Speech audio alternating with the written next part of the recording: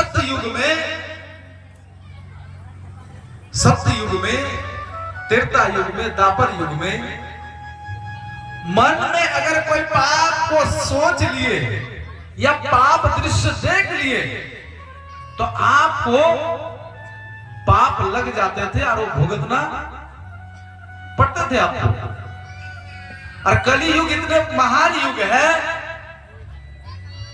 बड़े बड़े संत गाते हैं कलयुग की महिमा कि कली युग में मन में कितनों भी पाप कर लीजिए लेकिन ठाकुर जी उनका सजा नहीं देते हैं जब क्रिया से, जब तक आप नहीं करेंगे। और कली युग में अगर मन में ही आप मानसिक सेवा कर लिए, वृंदावन का दर्शन कर लिए, किसी संत का सेवा कर लिए, मन ही आप दान कर दिए, ये ठाकुर जी फल देते हैं। इसी को कहते हैं मानसिक सेवा, इसी को कहते हैं मानसिक सेवा। मन से जो किया हुआ वो है मानसिक सेवा। तो इसलिए आप लोग सौभाग्यशाली है। देखिए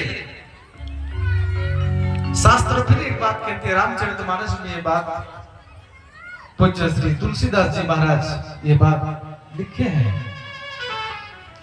कि जिसके हृदय में पाप रहेंगे, अभी मैंने कहा कि वो हरि कथा नहीं सुन सकते हैं, इनका प्रमाण है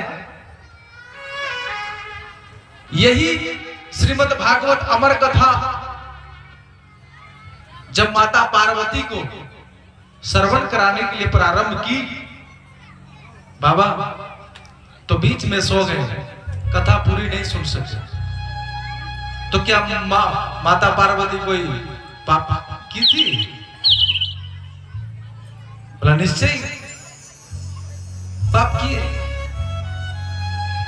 जब सती अवतार में जब बाबा भोलेनाथ के साथ राम कथा चित्रकूट धाम अगस्त मुनि के आश्रम पर जब गए थे तो कथा को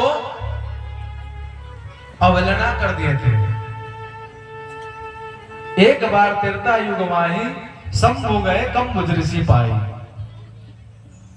वो चले गए थे कथा श्रवण करने के लिए, मगर जब अगस्त मुनि कथा श्रवण कराने के लिए प्रस्तुत हो गए तो उससे पूर्व जब माता सती बाबा भोलेनाथ आए तो बाबा और माता सती का आरती उतारे, पूजन किए, तिलक लगाए, माल्यार्पण की। तो माता सती कहने लगा, क्या कहने लगा? ये हमें क्या कथा सुनाएंगे, ये हमारा ही पूजा कर रहा है। बाबा कह रहे हैं कि देवी ऐसा संशय मत करो, संदेह मत करो। अरे कथा श्रवण करना ही तो परम आनंद है, सुनाना तो वो आनंद नहीं है जो कथा श्रवण करते हैं। इसीलिए बाबा भोलेनाथ कैलाश से नीचे आए कथा श्रवण करने के लिए। तो मानव को भी कह रहे हैं क्या कि अपना अहंकार रूपी पर्वत से नीचे उतरिए और फिर हरि कथा श्रवण करने के लिए आइए। तो जब ये कथा ढंग से नहीं सुनी, संदेह की, कथा सुनने से व्यथा मिटते हैं, लेकिन अगर आप श्रद्धा पूर्वक नहीं सुनेंगे, अवहेलना करेंगे, तिरस्कार करेंगे, ऊंच नीच देखेंगे, ये अपराध लग जाएगा, आपको अपराध लग जाएगा। और फिर ये कथा जब पूर्ण हुआ, देखिए 7 दिन में विस्तार होते हैं, संक्षेप में जब कथा पूर्ण हुआ, वर्तमान समय चल रहे थे, माता सती और बाबा जा रहे थे, उसी समय प्रभु श्री राम अपने सीता जी को हा सीते उच्च स्वर में पुकार रहे थे। बोले देवी प्रणाम करो इनको। बोले कौन है? बोले ये परब्रह्म है। परब्रह्म बोले इन्हीं का कथा तो हम लोग सुन करके आ रहे हैं, प्रणाम करो। बोले ऐसे कैसे भगवान हो सकता है? एक स्त्री के लिए चीख रहे, चिल्ला रहे हैं, बन बन भटक रहे हैं, ये भगवान हो सकता है? बोले नहीं, मैं परीक्षा लूंगा। तो इस प्रकार माता सती सीता मां का रूप धारण करके परीक्षा लेने के लिए गई और पकड़ा गई, ये क्रम है। तो ये मूल बात है कि माता सती ये कथा को,